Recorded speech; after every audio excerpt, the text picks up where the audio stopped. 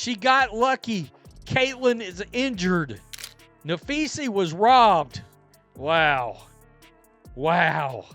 One guy makes a very, he comes right out and just says it.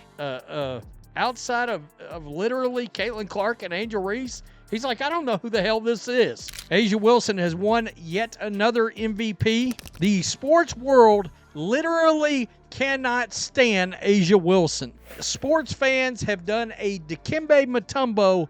No. A'ja Wilson just won her 4th MVP, but here's the crazy part. The sports world doesn't even seem to care. How is it possible that a player this dominant has almost no buzz outside the hardcore fans? Meanwhile, Caitlin Clark and Angel Reese can't even step on the court without trending everywhere. Something doesn't add up. MVP trophies aren't buying stardom. There are people that are like, I literally have no idea who this is. On ESPN's post about A'ja Wilson. A'ja Wilson does not translate for this league. I don't know if you could argue that Kelsey Mitchell got robbed. Some people are. And that says a lot about what's broken in the WNBA right now. Let's break down why Wilson's greatness isn't translating into household fame, and what that tells us about the league's future.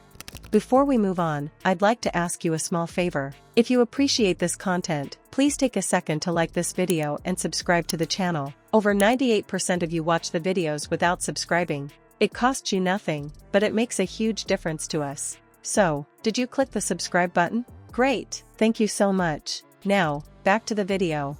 A'ja Wilson is in the league of her own as the only WNBA player to win the MVP 4 times. Nobody gives a rat's ass. God bless them, they want him to. They want her to, but she doesn't. If the sports world wants the WNBA to get bigger, they really have to do a better job at marketing their superstars, not knocking her. I just legit have never heard of her. A'ja Wilson keeps stacking MVP trophies, but fans act like it doesn't even matter. Why? We're talking about a player with 4 MVPs already. That's more than most NBA legends had in their entire careers. She's not just showing up for a box score stat line either. She's got rings, she's locked down opponents on defense, she's put up 20-plus point nights like it's her normal routine. If dominance is the measuring stick, she's already at the top. And yet, if you walk into a sports store, how many Wilson jerseys do you actually see people flocking toward? Think about it, she's the definition of consistent excellence. Every season feels like a repeat of the last because she always shows up. We do not care about this league that hemorrhages money every season. Literally, no one cares about this garbage league. She's worse than the top 40% of high school boys. I gotta tell you, it's 6 a.m. What is wrong with the WNBA? You see what I mean? On offense she finishes, rebounds, creates matchups that no one can really handle. On defense she's swatting shots, clogging the paint, forcing teams to completely change how they run plays. Coaching staffs literally game plan entire strategies around slowing her down. And still, outside of die-hard WNBA watchers, her name doesn't get the recognition you'd expect. I mean, stop hyping this mid-performance. Woo!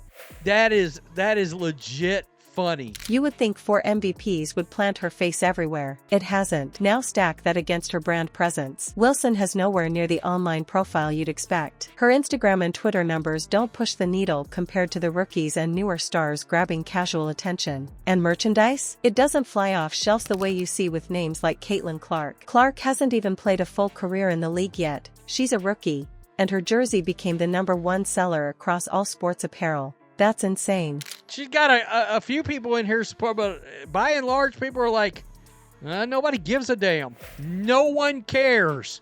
Who is this person they speak of? Wilson's resume is way stronger on the basketball side, but culturally she's not trending in that same lane. Imagine this. The proven best player in the league walks into a mall, and most people probably wouldn't even recognize her. Unless you're already locked into the WNBA world, she's not visible in the same way as those newer athletes who came in with mainstream buzz. You would think they would give that whistle to all superstars? Nah, not gonna happen. Lord knows, she got a good enough whistle in the WNBA? I mean, how many times a game does she get to the foul line? Not going to happen, especially if they're straight and white. You can charge that to the game. Clark played her very first pro games and instantly made national headlines. Wilson's fourth MVP barely made a ripple beyond basketball circles. That says a lot about where this league is right now. This got released at like 6 a.m. this morning. The WNBA's got a serious problem. Caitlin would have won. If not for injuries, she was my pick for the year. I thought Caitlin would win. Her numbers are incredible, but her condescending, narcissistic, and racist attitude is the reason why she can't sell a damn shoe. The irony here is tough to ignore. If anyone has carried the WNBA torch the past few years, it's been Wilson. She's the one stacking team wins, building a dynasty with the aces, and proving she can lead on both ends. Yet when fans outside that immediate ecosystem start listing star players, her name rarely comes up first. The story of the league in highlight reels and mainstream coverage is being told through Clark and Angel Reese instead. Two players who don't have the hardware yet are pulling in more TV segments, more mentions, and more casual conversation than the actual MVP. So what's going on? The real issue seems to be marketing not matching the talent. The league has all-time level performers, but packaging them into household names is where the gap is. Players like Wilson and even Breanna Stewart are incredible on the court, but without a push that makes them recognizable to casual fans, that dominance doesn't connect beyond core followers. That disconnect is clearer than ever right now. And fans notice it too. Every MVP year sparks crazy debates. People argue whether someone else deserved it more. Names like Eriko Gunbowl or Napheesa Collier get thrown in. Fee got robbed of this. Somehow it's Adam Silver's fault. Nah, Kathy Engelbert probably. She hadn't had that little injury. Actually, to be honest, I don't think I give a shit.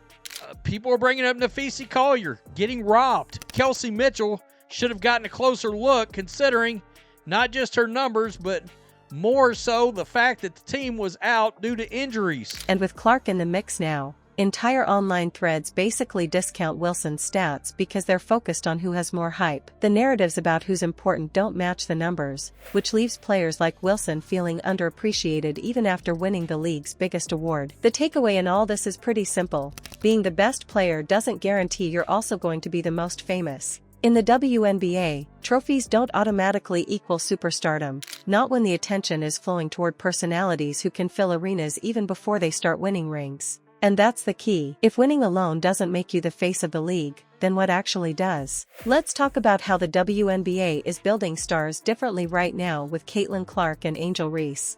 The league doesn't have a talent issue.